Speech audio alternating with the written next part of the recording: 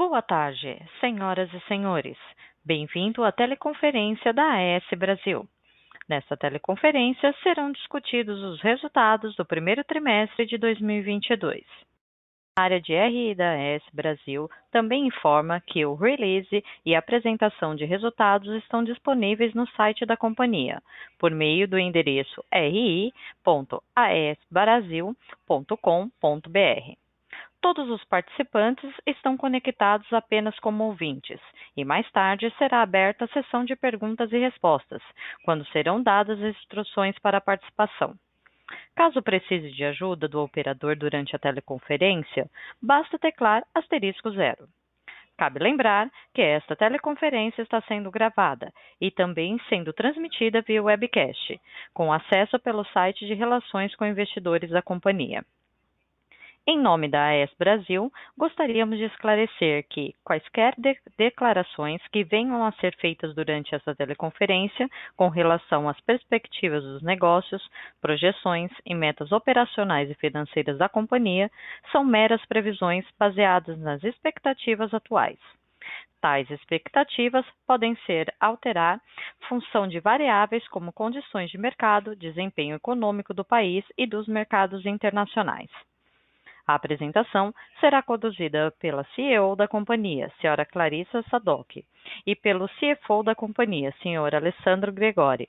Ao final, os executivos estarão à disposição para responder eventuais perguntas. Lembramos que os jornalistas que desejarem fazer perguntas podem fazê-lo por e-mail, enviando-os à assessoria da imprensa da companhia, pelo endereço as.imprensa@aes.com. Agora, eu gostaria de passar a palavra à senhora Clarissa Sadock. Por favor, pode prosseguir. Boa tarde a todos. Eu começo agora a teleconferência dos resultados do primeiro trimestre de 2022 da AES Brasil. Iniciamos a apresentação pelo slide número 2, onde eu vou falar um pouco sobre os destaques do período. Nós tivemos a assinatura de 2 novos contratos de longo prazo para as nossas usinas hídricas. São 50 megamédios de energia. Vamos falar também sobre a nossa estratégia varejista. Nós já somos um grande varejista no mercado brasileiro e ao longo desse ano tivemos uma evolução bastante relevante. Passando para a construção, falando um pouquinho de Tucano, nós já iniciamos a fase final de construção, estamos agora comissionando os primeiros aerogeradores. Olhando para o nosso pipeline Greenfield, nós estamos adicionando até 305 mega no nosso complexo de Cajuína. Nós adquirimos uma região que fica fronteiriça ao nosso parque e estamos adicionando, então, esse novo pipeline ao mesmo complexo, ganhando, assim, sinergias.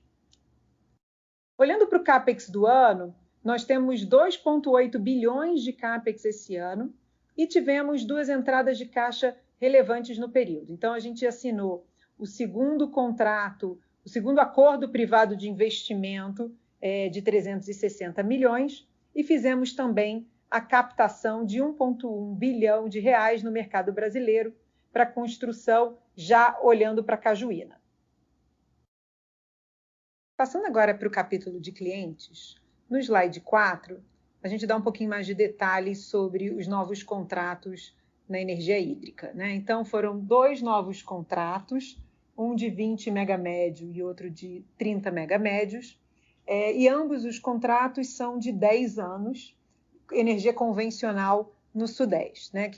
A gente está aproveitando esse momento de mercado, essa janela de mercado, onde a gente percebe um aumento no preço da energia nova, um aumento no CAPEX, que está gerando um aumento desse PPA de longo prazo, para contratar a energia existente em contratos de longo prazo, com contratos de 10 anos. A gente tem aqui um preço para os primeiros anos próximos a R$ 170.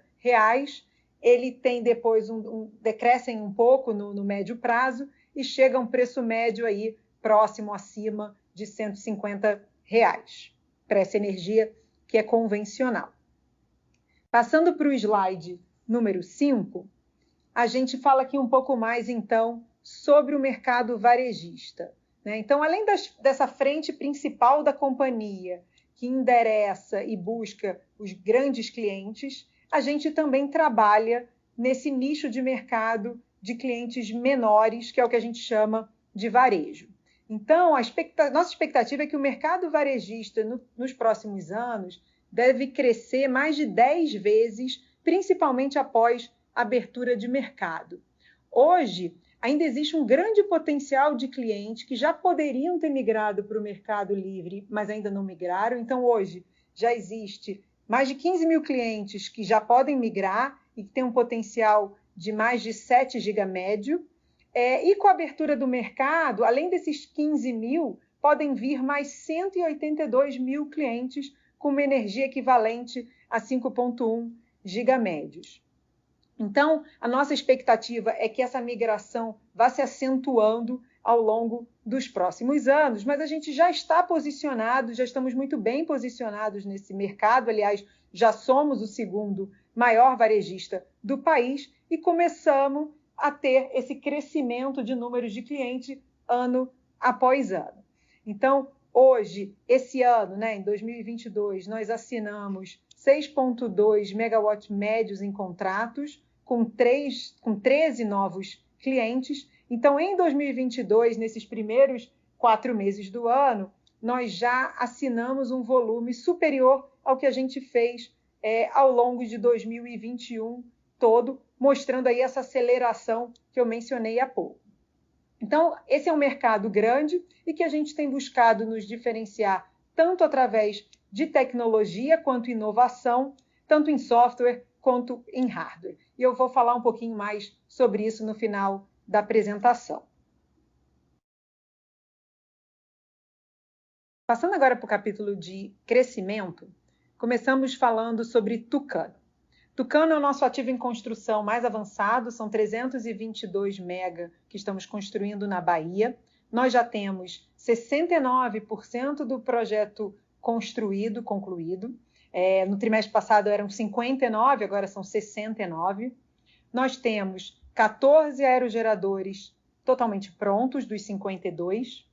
Além desses 14, mais 5 montados até a nacelle, faltando apenas as pás, e mais 11 montados com T1, T2 e T3. Temos toda a parte elétrica pronta e civil, faltando só a finalização. A entrada em operação do Complexo Tucano ocorrerá faseada agora, já em 2022, ao longo do segundo semestre. Nós estamos muito satisfeitos com a evolução do processo de construção desse parque. Como toda obra dessa magnitude, ainda mais em época de Covid, tem apresentado alguns desafios, mas nós tivemos também surpresas bastante positivas ao longo dessa construção. Um exemplo que eu posso te dar é em relação à alavancagem do projeto. A nossa alavancagem ultrapassou 80%. Passando agora para o próximo slide, eu vou passar atualização sobre Cajuína, que é o nosso complexo do Rio Grande do Norte. Em Cajuína, nós temos 684 mega em construção. Nós dividimos Cajuína em fases, por ser um complexo muito grande. Então, tem uma primeira fase de 313 mega e uma segunda fase de 370 mega. São 120 aerogeradores aqui de 5,7 mega que estamos construindo com a Nordex. O CAPEX para a fase 1 já está 100% contratado e a fase 2 está praticamente 100% contratado, falta apenas a finalização do BOP civil. Nós temos já 13% do trabalho civil feito na fase 1 e 5% dos trabalhos na subestação, uma delas, né, na subestação de Caju, já concluídos. Então, dando um pouquinho mais de detalhes, né? Eu falei agora da subestação de Caju, já fizemos toda a fase de terraplanagem e agora a gente está começando as fundações. Olhando para o lado das plataformas e acessos, concluímos também a supressão vegetal e a terraplanagem. Estamos iniciando agora as escavações para a fundação dos aerogeradores. No BEI de conexão, nós já concluímos também toda a parte de mobilização, implantação dos canteiros de obra e estamos agora prontos para iniciar a parte civil, a parte das fundações. Então, nossa expectativa é iniciar a montagem dos aerogeradores já no final desse ano, já no segundo semestre desse ano, e estamos também trabalhando junto com os nossos fornecedores, trabalhando junto com a Nordex, acompanhando a fabricação das nacelles, das pás e todos os equipamentos necessários. No próximo slide, a gente traz aqui o nosso portfólio como um todo. Então, a gente tem hoje em operação 3,7 GB de ativos, sendo 28% ativos eólicos e solares. Estamos construindo mais 1 GB entre Tucano e Cajuína, que nos levará a 4,7 GB, subindo o eólico e solar para 43% do nosso portfólio. Além disso, a gente traz aqui um pipeline de 1,3 GB prontos para serem contratados e entrarem para construção, tão logo a gente assine contrato com os nossos clientes, o que nos levará a um portfólio de 6 GB com mais de 50%, 56% em eólico e solar. Nós temos ainda um pipeline de outros 1,7 gigas em projetos que ainda não estão prontos e por isso a gente não coloca aqui. Mas na prática, o nosso pipeline chega a 3 gigas entre pipes já prontos para serem comercializados e pipes ainda em desenvolvimento. Nesse pipe de desenvolvimento, inclui inclusive as plantas híbridas. Passando agora para o capítulo de mercado de energia, nós tivemos uma chuva no primeiro trimestre desse ano de 110% da MLT, acima da média histórica, e justamente num período onde há um volume maior de chuva. O segundo trimestre também tem vindo forte, bastante acima do ano passado. Abril, a chuva foi de 86% da MLT. Toda essa chuva levou os reservatórios para 74%, o que é bastante acima do nível da média dos últimos 10 anos. Com isso, a gente teve um GSF no primeiro trimestre desse ano de 96% contra 86% do primeiro tri do ano passado. Passando para as eólicas, em relação aos ventos, a gente vê Alto Sertão bastante em linha com o mesmo volume de ventos do ano passado e também em linha com a média dos últimos 8 anos. Ventos, Mandacaru e Salinas, a gente percebe que ventou um pouco menos. Olhando para a irradiância, para os nossos ativos solares, a gente tem Guaimbê com uma irradiância um pouco inferior à do ano passado, porém, Boa Hora e Água Vermelha acima da irradiância do ano anterior. Então, na soma dos 3 ativos, a gente vê um volume maior também de irradiância. Passando para o próximo slide, a gente demonstra aqui o nosso nível de contratação. Então, a gente tem um nível de contratação para esse ano de 80% entre os nossos contratos eólicos, solares e hídricos. Nós temos também um volume descontratado e que a gente traz agora, a partir desse ano, uma separação entre o que está descontratado na modalidade de energia convencional e o que está descontratado na modalidade da energia incentivada. Então, como a gente oferece para os nossos clientes a opção de comprar energia de Tucano e Cajuína, comprar energia dos nossos novos empreendimentos, ou compra a energia incentivada como um todo, ou ele compra só convencional e a gente fica com spread para a gente começa a verificar aqui um volume descontratado desse spread, desse volume de energia incentivada. Tá?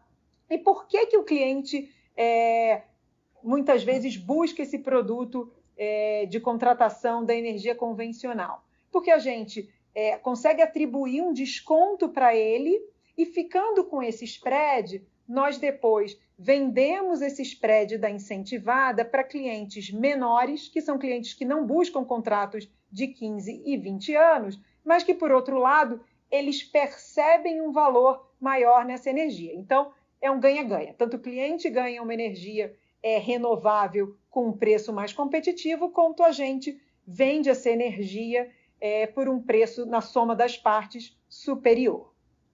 Eu passo agora a palavra para o Alessandro, que vai falar dos nossos resultados financeiros desse primeiro trimestre, e volto com vocês no final da apresentação. Obrigada. Obrigado, Clarissa. Boa tarde a todos. Dando seguimento à apresentação, vamos iniciar o capítulo relacionado aos resultados do primeiro trimestre de 2022, iniciando pelos resultados operacionais da companhia. Aqui podemos ver, nesse slide, que todas as fontes apresentaram um aumento de disponibilidade, o que demonstra o compromisso da companhia com a excelência operacional, que de fato resulta numa maior geração em todas as fontes. Além do efeito da disponibilidade, também temos a entrada em operação de novos projetos eólicos que foram adquiridos, que é o caso de Mandacaru e Salinas. Então, o resultado das atividades de M&A também, que vem aumentando o portfólio e trazendo mais ativos em geração, assim como também tivemos aumento da disponibilidade de recursos, como no caso dos projetos solares, e também o maior despacho das hídricas, em função da melhor condição hidrológica da companhia. Dando seguimento, no slide seguinte, podemos notar que o resultado desse aumento da geração que mencionamos gerou também o aumento da margem de contribuição operacional no período. Então aqui tínhamos um aumento de 5%, considerando o primeiro trimestre ajustado de 2021, onde a companhia excluiu os efeitos do ressarcimento do GSF, e aqui a gente pode ver que todas as fontes contribuíram para esse aumento de margem. Então, como mencionei, tanto os eventos de aumento de recursos disponíveis quanto o aumento da disponibilidade geraram mais margem para a companhia. No slide seguinte, podemos perceber que, assim como a companhia tem o compromisso com a excelência operacional, também temos compromisso com a gestão dos custos da companhia. Aqui podemos ver que, ajustando as bases de comparação, excluindo os eventos não recorrentes de 2021 e a manutenção bianual das reclusas, que está acontecendo agora em 2022, junto com alguns pequenos eventos não recorrentes, temos um crescimento efetivo das despesas de 14%.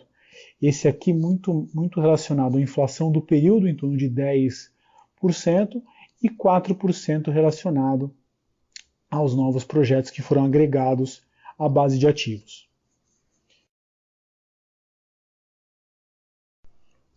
Dando continuidade à apresentação, podemos ver no slide de resultados uma evolução positiva, quando comparamos o primeiro trimestre de 21 com o primeiro trimestre de 22, de 2% em termos de EBITDA e 3% em termos de lucro.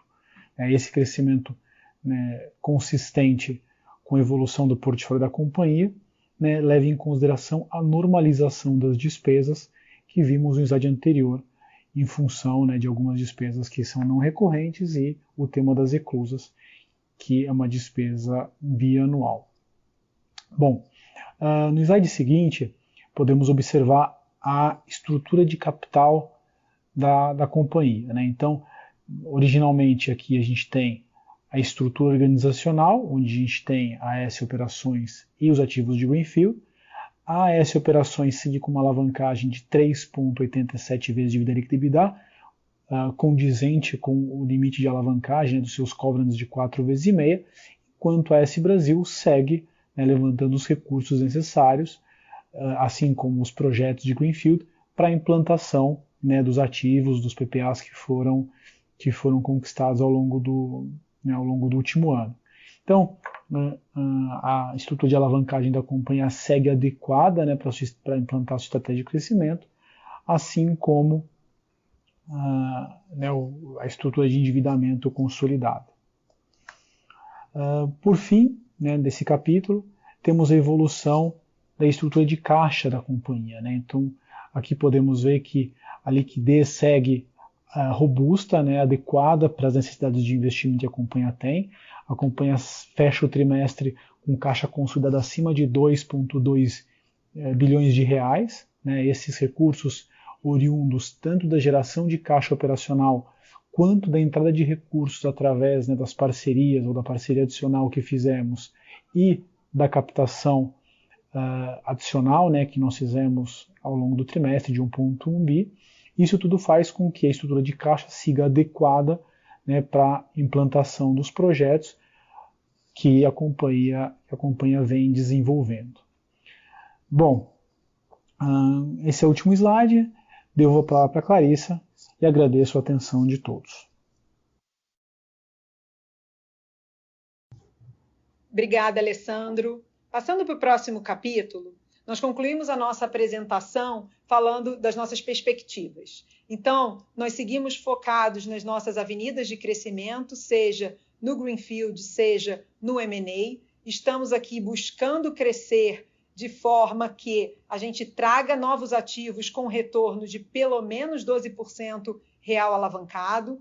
Então, do lado do Greenfield, nós percebemos um interesse bastante grande dos nossos clientes no produto autoprodução. E do lado do M&A, nós temos focado em ativos onde a gente pode fazer diferença, onde podemos fazer um turnaround dos ativos, seja do ponto de vista operacional ou do ponto de vista financeiro, e com isso gerar o retorno adequado que nós buscamos.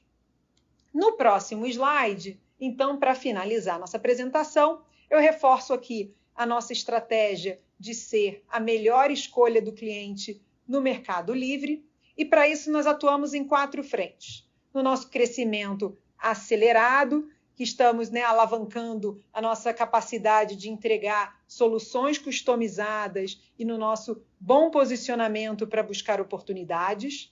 A nossa frente de construção, onde fazemos uma gestão minuciosa e bastante próxima com os nossos fornecedores. Isso é essencial para que a gente garanta o cumprimento do cronograma e do orçamento.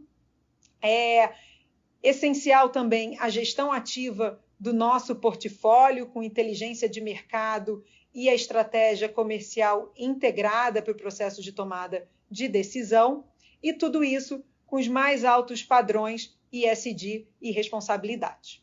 Eu agradeço mais uma vez a presença de todos e passo agora para a nossa sessão de Q&A. Obrigada. Senhoras e senhores, iniciaremos agora a sessão de perguntas e respostas. Para fazer uma pergunta, por favor, digitem *1. Para retirar a pergunta da lista, digitem *2.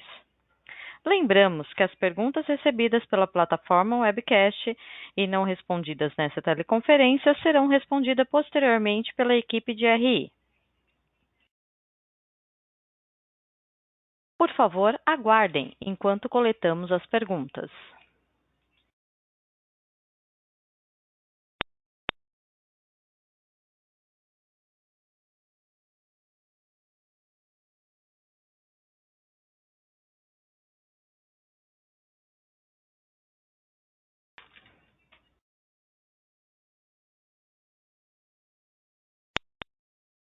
Nossa primeira pergunta via web. Com relação ao cenário hidrológico, a companhia entende que tal situação já está normalizada? Devemos ver uma diminuição do volume de compra de energia já no curto prazo? Obrigada pela pergunta. Bom, acho que a gente tem 2 assuntos aqui, né? Um é a situação hidrológica, né? Sem dúvida, o último verão a gente viu um volume de chuva muito superior ao ano anterior, então a gente teve aí um volume de chuva de 110% da média histórica no primeiro trimestre. Isso leva reservatórios para níveis mais confortáveis e redução do nível de despacho térmico e, consequentemente, redução do impacto do GSF, né? A gente passa a ter uma geração hídrica maior. Por outro lado, a gente fala do nosso nível ótimo de contratação. Então, a gente, ano passado, fez uma revisão desse nível ótimo, onde a gente identificou que é melhor estar num nível de contratação hídrica próximo a 80% e não 85%, e por isso fizemos ajustes no nosso portfólio, tanto do ano passado quanto desse ano. Para os próximos anos, a gente já está nesse nível que a gente entende ser ótimo e, portanto, a gente não deve ver o mesmo volume de compras de energia, né? Então, quando eu estou falando nível ótimo, é o nível ótimo para a gente entrar no período úmido pré-ano corrente, né? Naturalmente, durante o ano e durante o período úmido, a gente ajusta o nosso portfólio em função da realidade da chuva, em função também das posições long e short dentro do próprio ano.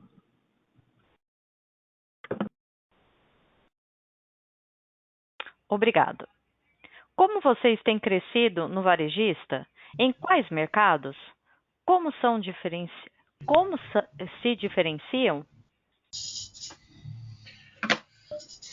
Obrigada pela pergunta. Eu vou pedir para o Rogério, que é o nosso vice-presidente comercial, dar mais cor aqui nesse assunto, mas é importante, né, reforçar que a gente vem trabalhando no varejista já há alguns anos e achamos que era o momento oportuno para trazer mais essa informação com mais frequência para os investidores. Rogério, por favor. Tá bom, Clarissa. Boa tarde a todos e obrigado pela pergunta.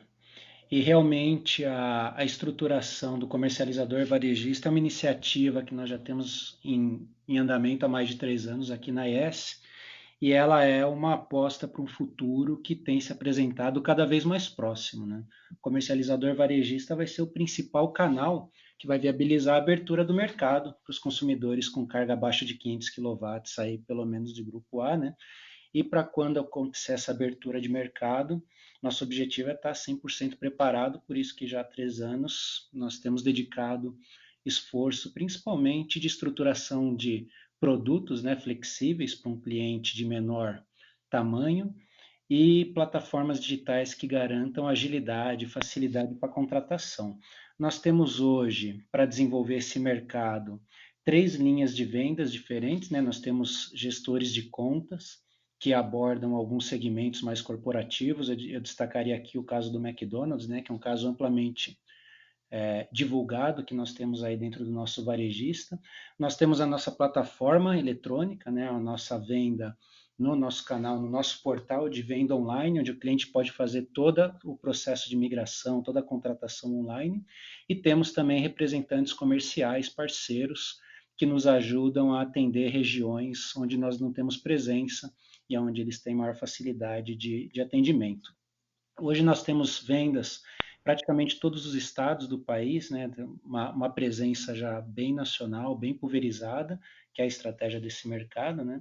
E a nossa principal abordagem com esses clientes, a gente costuma dizer que é um produto com a competitividade do mercado livre e a facilidade do mercado regulado, né? Então são produtos que têm um take or pay bem menor, tem uma flexibilidade na contratação maior, nós damos suporte para o cliente para poder fazer a migração, temos parceria com startup para financiar as adequações na medição, temos outras parcerias com outras startups na parte de análise de crédito, desenvolvimento do portal, na parte de navegação e utilização na execução do contrato, para ele ver quanto economizou, quanto veio a conta no mercado regulado, quanto ele pagou de energia, qual foi o benefício, a economia, etc.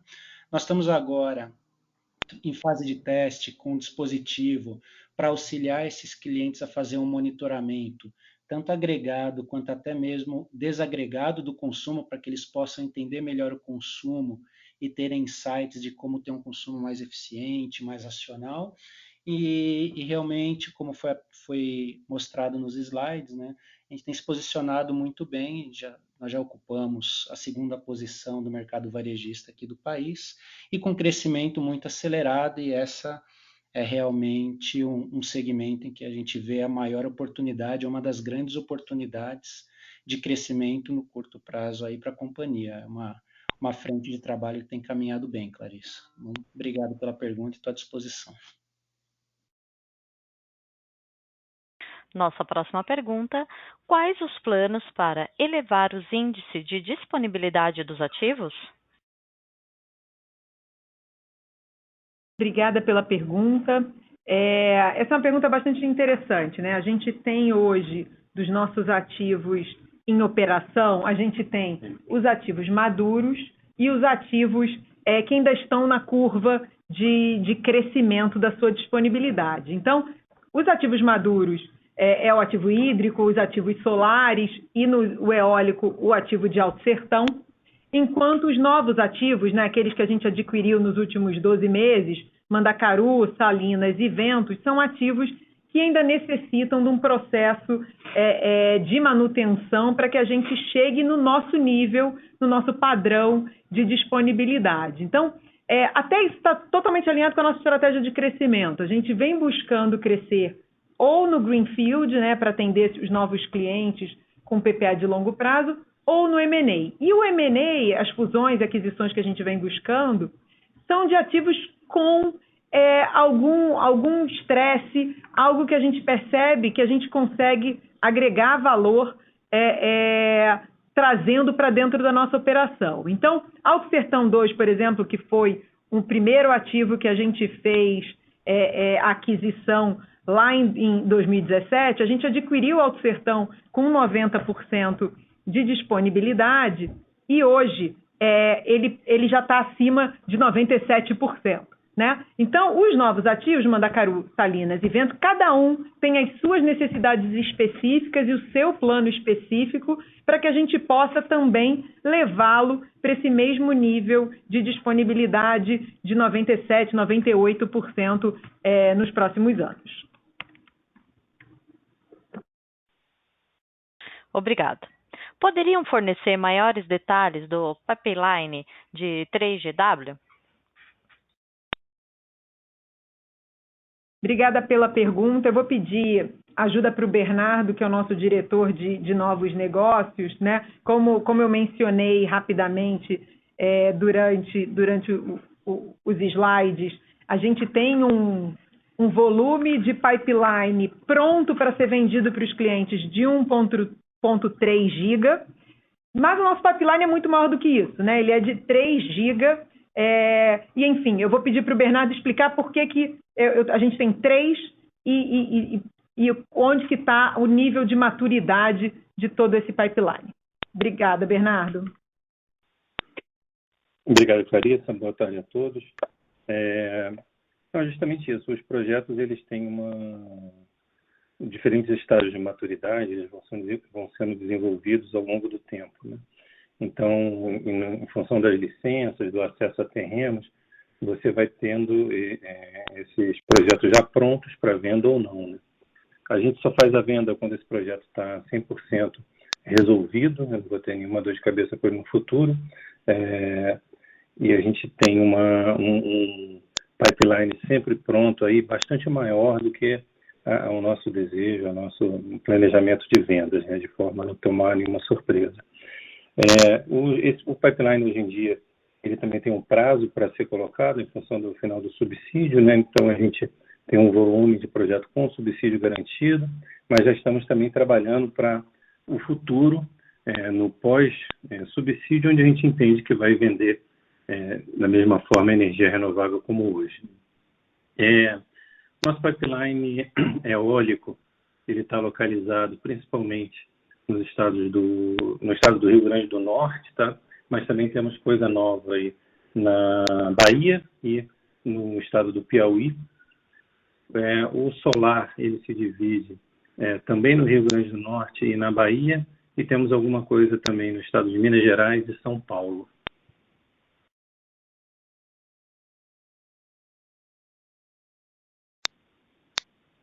Obrigado. Quais são os impactos que a companhia vê em relação ao PL 414? Eu vou pedir agora a ajuda do Carlos Pompemeyer, que é o nosso vice-presidente jurídico e regulatório, mas antes de mais nada, é importante eu mencionar, né, que a nossa visão é muito positiva em relação a esse projeto de lei 414, que visa a modernização do setor. E eu peço para o Carlos, então, dar mais detalhes aonde a gente está vendo essas oportunidades. Obrigado, Clarissa. Obrigado pela pergunta do ouvinte. Como a Clarissa bem colocou, o projeto de lei tem a alcunha de projeto de modernização do setor.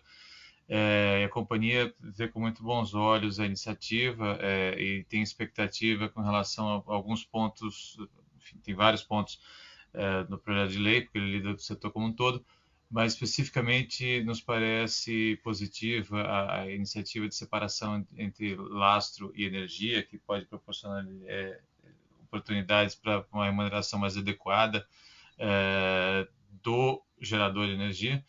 A própria abertura do mercado livre, proporcionando uma abertura maior, um alcance maior dos consumidores que possam migrar para esse mercado livre, e também a própria renovação antecipada das concessões, que, caso confirmado que o projeto vire lei, ele abre uma possibilidade para que as companhias interessadas possam aderir antes do prazo e conseguir chegar a um acordo com o governo para estabelecer as condições para que as concessões sejam renovadas. Então, assim, em linhas gerais, a nossa visão é de que o projeto de lei vai ser muito, caso venha a ser transformado em lei, obviamente, seja bastante positivo para o setor. Obrigado. Obrigado. Caso avance a discussão da renovação das concessões hídricas, vocês têm alguma referência do valor de indenização a quem tem direito? Obrigado pela pergunta. Meu nome é Alessandro, eu sou o CFO da companhia. O ano passado a gente contratou um parecer de um especialista a respeito do assunto e chegamos à conclusão que a companhia tem direito, né, à indenização pelo valor original contábil dos ativos, e em cima desse valor contábil se aplica a inflação, né? Então a gente chega numa referência acima de 3 bi de indenização, então isso é um valor significativo que pode ser considerado ali no contexto dos ativos hídricos que a companhia tem. Obrigado. Lembrando que para fazer uma pergunta, por favor, digite *1. Continuamos com as perguntas via web. Permaneço confiante na gestão. Somente senti falta da previsibilidade de distribuição de proventos ou não. Existe algo no radar para 2022? Obrigado. Bom, com relação ao tema dos dividendos, a companhia ano passado aprovou uma política de distribuição semestral dos dividendos, então a ideia não é discutir nesse trimestre, é avaliar as condições no segundo TRI e no final do ano, e basicamente a ideia de seguir com a prática de pagamento de 100%, né, do resultado, ela vai depender das condições de caixa e investimento da companhia, né? Então, a gente segue com esse objetivo, mas claramente isso vai estar alinhado com a dinâmica de crescimento que a companhia vai trazer aí, né, nos próximos períodos. Próxima pergunta. Em relação aos novos investimentos, por que destinar maior valor à energia eólica do que para a solar? Obrigada pela pergunta. Na verdade, o que a gente percebe hoje, a gente gosta tanto do eólico quanto do solar, nós não temos preferências entre as fontes. O que a gente verifica hoje é que o preço final que a gente consegue oferecer para o cliente no ativo eólico é melhor do que o preço final que a gente oferece para o cliente utilizando o ativo solar. Então, a gente está sempre... na hora que um cliente pede uma proposta de um contrato de 15 anos, de 20 anos, a gente avalia financeiramente dentro dos ativos eólicos e do solar e a gente acaba trazendo um preço mais interessante para o cliente hoje, olhando o ativo eólico. Então, hoje a dinâmica está dessa forma, nada impede que amanhã ela mude. Mas essa é a situação aí que vem acontecendo no mercado há mais de um ano. O ano passado inteiro também foi assim. Lembrando que para fazer uma pergunta, por favor, digitem *1. Para retirar a sua pergunta da fila, digitem *2. Por favor, aguardem enquanto coletamos novas perguntas.